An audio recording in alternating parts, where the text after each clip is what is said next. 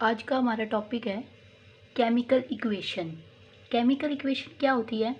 पहले मैं आपको वैसे ही बता देती हूँ कि केमिकल इक्वेशन क्या होती है। केमिकल रिएक्शन को हम प्रैक्टिकली परफॉर्म करते हैं। केमिकल रिएक्शन को हम प्रैक्टिकली परफॉर्म करते हैं। तो उस केस में क्या होता है, जब हम उसको प्रैक्टिकली परफॉर्म करते हैं तो हमें पता होता है कि हमने कौन सा केमिकल सॉल्यूशन फॉर्म में लिया है, कौन सा केमिकल हमने सॉलिड फॉर्म में लिया है, कौन सा हमने गैसेस, किस गैस को हमने किस सॉल्यूशन में से पास करवाया है। तो वो हम प्रैक्टिकली करते हैं।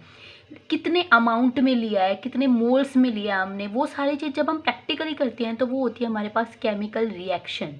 लेकिन जब मैं उसी चीज़ को, केमिकल रिएक्शन को लिख के देखूं, यानी कि उसकी मैं लिख के उसको परफॉर्म करवाऊं, हैंडली जब मैं उसको परफॉर्म करती हूँ किसी नोटबुक के अंदर, तो मुझे वो सारी चीज़ें उस केमिकल रिएक्शन के अंदर जो भी मैंने केमिकल यूज़ किया है वो सारी चीज़ें हमें लिखनी पड़ती है कि इसको हमने 2 मोल्स में लिया है, 3 मोल्स में लिया है, या फिर इसका ये फॉर्मूला होता है, ये सॉलिड फॉर्म में प्रेजेंट है, लिक्विड में है।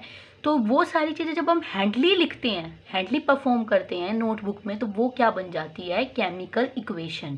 तो अब केमिकल इक्वेशन का की डेफिनेशन आती है, it is the representation of chemical reaction. ये केमिकल रिएक्शन की रिप्रेजेंटेशन है इन टर्म्स ऑफ, किसकी टर्म्स में? सिंबल के टर्म्स में। जैसे मान लिया मैंने हाइड्रोजन ऑक्सीजन गैस हैं दो, उसको मैंने आपस में रिएक्ट करवा दिया और वाटर बन गया। तो रिएक्ट करवाना प्रैक्टिकली जब हमने उसको करवाया तो वो रिएक्शन थी, लेकिन उसको अगर मैं हैंडली लिख के देखती हूँ, नोटबुक में करके दिखाती हूँ, तो उसको मैं क्या बोलूँगी? Chemical equation.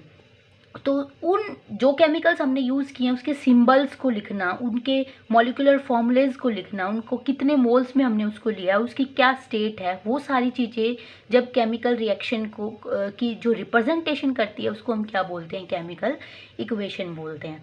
अब अपने पास क्या आती है कि जितनी भी केमिकल रिएक्शंस हैं वो सारी केमिकल कॉम्बिनेशन लॉ को फॉलो करती हैं। केमिकल कॉम्बिनेशन लॉ मतलब कि जितनी अमाउंट में हमने रिएक्टेंट लिया उतनी अमाउंट में हमारे पास क्या होना चाहिए? प्रोडक्ट बन के आना चाहिए। या फिर जितने जो जो हमने केमिकल्स हमने रिएक्टेंट में लिए हैं उन्हीं केमिकल्स से मिलकर हमारे पास प्रोडक्ट आना चाहिए। ठीक है, तो ये सारी चीज़ें आती हैं केमिकल इक्वेशन में। तो केमिकल इक्वेशन को बैलेंस करना बहुत ज़रूरी है।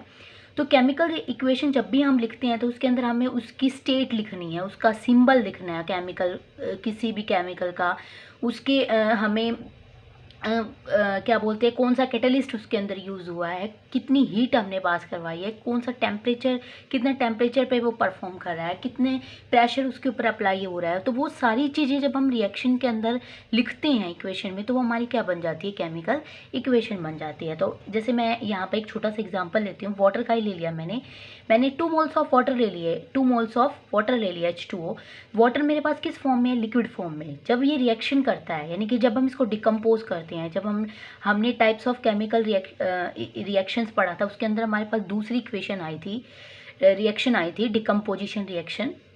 तो उसमें क्या था कि एक ही रिएक्टेंट जब 2 या 2 से ज़्यादा प्रोडक्ट में टूट जाता है तो उस इक्वेशन को हम क्या बोलते हैं? डिकम्पोजिशन। तो यहाँ पे मैं डिकम्पोजिशन करवा रही हूँ वाटर का। तो जब ये डिकम्पोज होता है तो ये हाइड्रोजन ऑक्सीजन गैस की फॉर्म में बाहर निकल जाता है। तो मेरे पास यहाँ पे 2 मोल्स में ही क्या हो रही है? हाइड्रोजन गैस निकल रही है और ऑक्सीजन गैस निकल रही है। अब ये दोनों गैसेस फॉर्म में प्रेजेंट है। अब गैसेस को हम कैसे रिप्रेजेंट करते हैं? गैसेस को हम हमेशा ऊपर की तरफ जो एरो होती है उससे रिप्रेजेंट करते हैं। यहाँ पे हाइड्रोजन भी गैस की फॉर्म में प्रेजेंट है। तो ये चीज़ लिखनी बहुत ज़रूरी है। तो अब मेरे पास आता है, क्वेश्चन बन के आता है, क्वेश्चन पूछ लेता है वो बोर्ड के एग्जाम में, सीबीएसई बोर्ड में क्वेश्चन पूछ सकता है वो 2 और 3 मार्क्स में, कि how to make our chemical equation more informative, कि हम अपने केमिकल इक्वेशन को ज़्यादा से ज़्यादा इन्फॉर्मेटिव कैसे बना सकते हैं, कि हमें कैसे पता चले कि हमारी जो केमिकल इक्वेशन है, जो हमने लिखी है ये केमिकल इक्वेशन, उसी से ही हमें सारी इन्फॉर्मेशन मिल जाए कि रिएक्शन कैसे हो रही थी, तो हमें कैसे पता चलेगा। तो उसके अंदर हम फॉलोइंग वेज यूज़ करके अपनी केमिकल इक्वेशन को इन्फॉर्मेटिव बना सकते हैं। जैसे मेरे पास आता है कि मैं क्या करूं, जो मैंने रिएक्टेंट या प्रोडक्ट लिए हैं उसको मैं स्टेट में रिप्रेजेंट कर दूं, उसकी स्टेट जरूर मैं रिप्रेजेंट कर दूं। और स्टेट को रिप्रेजेंट करने के लिए हमारे पास आता है, जैसे मैं सॉलिड को स्मॉल s से कर रही हूँ, लिक्विड को स्मॉल l से कर रही हूँ, गैस को मैं स्मॉल g से कर रही हूँ, एक्वस स्टेट को मैं AQ से रिप्रेजेंट करती हूँ। तो स्टेट लिखनी बहुत ज़रूरी है रिएक्टेंट और प्रोडक्ट में जो भी कंपाउंड हमारे पास प्रेजेंट होगा उसकी।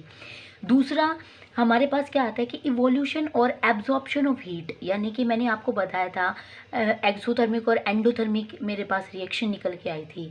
तो जो भी रिएक्शन हो रही है, अगर उसको होने के लिए हीट हमने उसको या तो जब रिएक्शन होगी तो उसके अंदर हीट एब्जॉर्ब होगी या फिर उसके अंदर से हीट रिलीज होगी। ठीक है, तो ये दोनों चीज़ें अगर मैं हीट को उसके अंदर रिप्रेजेंट कर दूं तो वो मेरे पास क्या बताएगा, इक्वेशन को देख के ही हम बता सकते हैं कि उसके अंदर हीट यूज़ हुई है, या तो निकलेगी या फिर एब्जॉर्ब हुई है। तो अब मेरे पास थर्ड क्या आता है, उसको मैं कैसे इन्फॉर्मेटिव बना सकती हूँ कि मैं टेम्परेचर, प्रेशर और कैटलिस्ट को एरो के ऊपर लिख दूँ। ठीक है, ये तीनों चीज़ें अगर हम एरो के ऊपर लिखते हैं इक्वेशन में, तो हमें इक्वेशन को देखते ही पता चल जाएगा कि हमारी जो टेम्परेचर है, प्रेशर और कैटलिस्ट, क्या क्या चीज़ उसके अंदर यूज़ हुई है। फिर अपने पास फोर्थ आती है इसकी इन्फॉर्मेटिव बनाने की, कि अगर हमने किसी भी इक्वेशन में केमिकल्स यूज़ किए हैं, यानी कि एसिड या बेस यूज़ किए हैं, तो हमें पता होना चाहिए कि एसिड और बेस हमारे दो तरह के होते हैं, एक तो होता है डाइल्यूट और एक होता है कंसनट्रेटेड। कंसनट्रेटेड एसिड और बेस वो होते हैं, सबसे पहले एसिड बता देती हूँ। कंसनट्रेटेड एसिड वो एसिड होते हैं जिसमें एसिड ज़्यादा अमाउंट में प्रेजेंट होता है और वाटर कम अमाउंट में प्रेजेंट होता है। सेम ऐसे ही कंसनट्रेटेड बेस कौन से होते हैं, जिसमें बेस ज़्यादा अमाउंट में प्रेजेंट होता है और वाटर कम अमाउंट में। और डाइल्यूट एसिड और बेस कौन से होते हैं, डाइल्यूट मीन्स उसके अंदर वाटर का ज़्यादा अमाउंट में ऐड होना, यानी कि डाइल्यूट एसिड वो होते हैं जिसमें वाटर ज़्यादा हो और एसिड कम। सेम ऐसे ही डाइल्यूट बेस वो होते हैं जिसमें पानी ज़्यादा हो और बेस कम हो। तो ये चीज़ अगर हमारे पास एसिड या बेस यूज़ हो रहे हैं और हमें बताना है कि हमने डाइल्यूट लिया है, कंसनट्रेटेड लिया है, तो वो चीज़ भी हमें उसके अंदर रिप्रेजेंट करनी है कि मैं कंसनट्रेटेड को तो CONC लिख देती हूँ और मैं डाइल्यूट को किससे रिप्रेजेंट कर देती हूँ, DIL। ये दोनों लिखते ही हमें पता चल जाएगा कि जो एसिड है उसके अंदर पानी ज़्यादा है या फिर एसिड कम है। अब देखो हमारे पास फिफ्थ आता है कि मैं इक्वेशन को जब लिखूं तो उसके अंदर या तो मेरे पास एक सिंगल एरो लिखूं या फिर मैं इस तरह से half cut forward, half cut backward, इस तरह की जब मैं एरो यूज़ करती हूँ इक्वेशन के अंदर, तो हमें इक्वेशन को देखते ही पता चल जाएगा कि अगर सिंपल एरो है तो हमारी रिएक्शन कैसी होगी, फॉरवर्ड, यानी कि इरिवर्सिबल, वो वापस बैकवर्ड नहीं हो सकती। अगर मेरे पास इस तरह की एरो रिप्रेजेंट है इक्वेशन में तो उसका मतलब होता है रिवर्सिबल, जैसे कि वो फॉरवर्ड भी हो रही है और वो बैकवर्ड भी हो रही है। रिवर्सिबल वो होती है जो हमें बैक में वापस रिएक्टेंट दे दे, यानी कि जो रिएक्टेंट ने हमें प्रोडक्ट बनाया है, अगर प्रोडक्ट के ऊपर मैं कंडीशन अप्लाई कर दूँ तो वो हमें वापस क्या दे देता है, रिएक्टेंट दे देता था। उसका मैं कुछ एग्जांपल लेके चल रही हूँ। एग्जांपल मेरे पास क्या आ रहा है कि जैसे मैंने मीथेन के अंदर, मीथेन गैस है, उसको मैंने ऑक्सीजन गैस के साथ रिएक्ट करवा दिया। मीथेन गैस जब ऑक्सीजन गैस के साथ रिएक्ट करेगी तो हमें पता होना चाहिए कि जो ऑक्सीजन है वो किसी भी चीज़ को जलाने में सहायक होती है। तो मीथेन गैस जब ऑक्सीजन की प्रेजेंस में जलती है, कम उसका बर्न होती है, तो वो कार्बन डाइऑक्साइड और वाटर को रिलीज करती है। कार्बन डाइऑक्साइड भी हमारे पास गैस के फॉर्म में निकलेगा और वाटर हमारे पास किस फॉर्म में निकलेगा, लिक्विड फॉर्म में। तो हमारे पास इसमें दे रखा है इस केमिकल इक्वेशन में कि जो मैंने कंपाउंड लिया है यहाँ पे मीथेन, वो किस फॉर्म में प्रेजेंट है, G, यानी कि गैसियस फॉर्म में। सेम ऐसे ही ऑक्सीजन किस फॉर्म में प्रेजेंट है, स्टेट में प्रेजेंट है, गैसियस फॉर्म में। और जो हमें पास प्रोडक्ट बन के आएगा कार्बन डाइऑक्साइड, वो भी हमारे पास किस फॉर्म में प्रेजेंट है, गैस की फॉर्म में। अब ये मत कहना कि कार्बन डाइऑक्साइड हमारे पास गैस में ही होती है, ये पता होना चाहिए कि जो कार्बन डाइऑक्साइड होती है उसको अगर मैं प्रेशराइज करके बहुत ज़्यादा प्रेशराइज कर दूँ तो उसको मैं सॉलिड फॉर्म में ला सकती हूँ, और जो सॉलिड कार्बन डाइऑक्साइड होती है, कार्बन डाइऑक्साइड होती है गैस, उसको हम क्या बोलते हैं, वो ड्राई आइस का काम करती है। तो यहाँ पे हमने सॉलिड फॉर्म में नहीं ली, यहाँ पे हमने किस फॉर्म में ली है, गैस की फॉर्म में, यानी कि जो प्रोडक्ट बन के आएगा वो किस फॉर्म में बन के आएगा, गैस की फॉर्म में। सेम ऐसे ही वाटर है वो लिक्विड फॉर्म में। अब मेरे पास नेक्स्ट एग्जांपल है कि मैंने नाइट्रोजन गैस को जब मैं ऑक्सीजन के साथ रिएक्ट करवाती हूँ तो इसके ऊपर कंडीशन अप्लाई कर दी कि इसके अंदर जो प्रेशर है वो कितना होना चाहिए, 3000 एटमॉस्फेरिक प्रेशर इसके ऊपर अप्लाई होना चाहिए। मतलब एटमॉस्फेरिक प्रेशर भी है इसमें और हमारे पास 3000 यहाँ पे डिग्री सेल्सियस, यहाँ पे सॉरी टेम्परेचर है ये। जब मैं इन दोनों के आपस में रिएक्शन करती हूँ इतने टेम्परेचर के ऊपर, एटमॉस्फेरिक टेम्परेचर के ऊपर, सॉरी ये 3000 डिग्री सेल्सियस टेम्परेचर पे, तो हमें क्या बना के देता है, नाइट्रोजन ऑक्साइड यानी कि NO बना के दे देता है। ये भी गैसियस फॉर्म में है और जो रिएक्टेंट है वो भी किस फॉर्म में, गैसियस फॉर्म में।